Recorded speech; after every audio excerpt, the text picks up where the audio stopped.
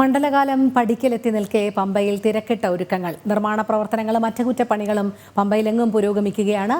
തീർത്ഥാടന കാലം തുടങ്ങാൻ മണിക്കൂറുകൾ ശേഷിക്കെ നടക്കുന്ന പ്രവർത്തനങ്ങൾ വൃശ്ചികം 1 ശേഷവും തുടരേണ്ടി വന്നേക്കും.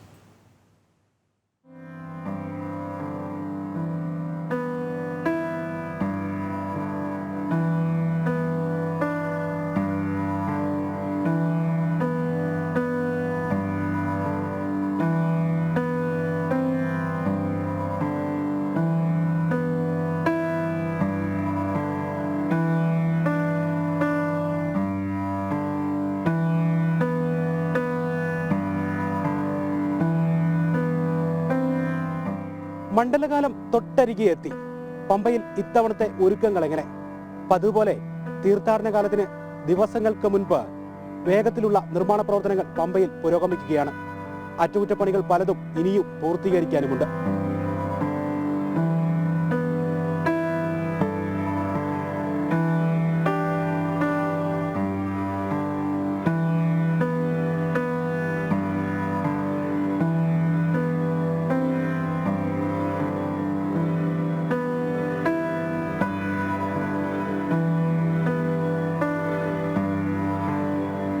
തിരക്കു പിടിച്ച നിർമ്മാണങ്ങളാണ്. എങ്ങും അറ്റകുറ്റപ്പണികൾ. 10-ാം തീയതിക്ക് മുൻപ് ഒരുക്കങ്ങൾ പൂർത്തിയാക്കുമെന്നായിരുന്നു അവലോകന യോഗത്തിൽ മന്ത്രിതല ഉറപ്പ്. പക്ഷേ ഉറപ്പ് പാഴ്വാക്കായി.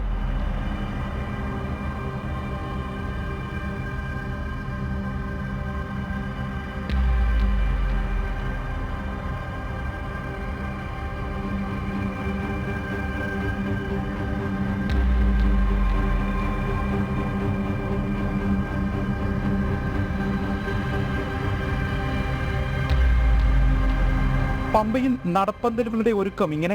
6 നടപ്പന്തലുകളാണ് ഇവിടെ ഉള്ളത്.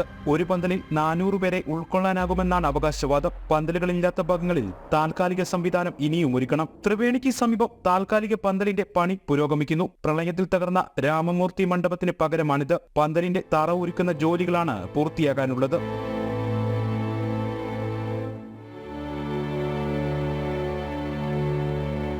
ഗണപതി ക്ഷേത്രത്തിന് സമീപമാണ് വെർച്വൽ ക്യൂ കൗണ്ടറുകൾ. ഇതിന്റെ ക്രമീകരണങ്ങളുമായിട്ടില്ല. ഇവിടെ അറ്റകുറ്റപ്പണികളും നടക്കുന്നുണ്ട്. 7 തത്സമയ ബുക്കിംഗ് കൗണ്ടറുകളും ക്രമീകരിക്കണം.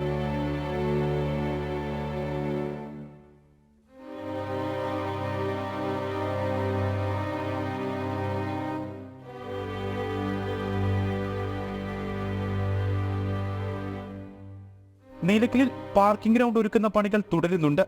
ഇത് തീർന്നിട്ടില്ല. 4000 വാഹനങ്ങളാണ് ഇവിടെ പാർക്കിങ്ങിന് ഉദ്ദേശിക്കുന്നത്.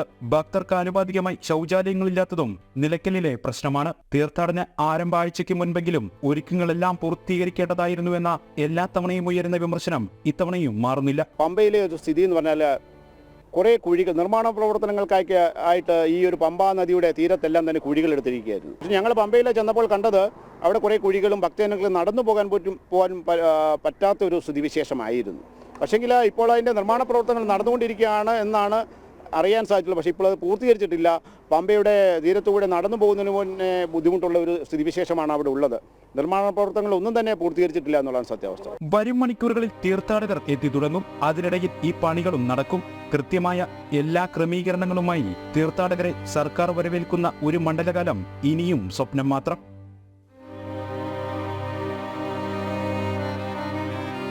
തിരക്കിട്ട് നടത്തുന്ന നിർമ്മാണ പ്രവർത്തനങ്ങൾ വൃശ്ചികം 1 ശേഷവും തുടരേണ്ടി വരുമോ എന്നാണ് സംശയം. നിർമ്മാണങ്ങൾ വേഗത്തിലായാലും അങ്ങനല്ല, തീർത്ഥാടന കാലത്ത് തുടരേണ്ടി വന്നാലും ഇതുകൊണ്ട് ഭക്തർക്ക് അലോസരങ്ങളൊന്നും ഉണ്ടാക്കരുതേ എന്നു മാത്രമേ പറയാനുള്ളൂ. പമ്പയിൽ നിന്നും ക്യാമറമാൻ ഗോപകുമാറിനൊപ്പം മിഥുൻ മുരളി, ജനം, പത്തനംതിട്ട.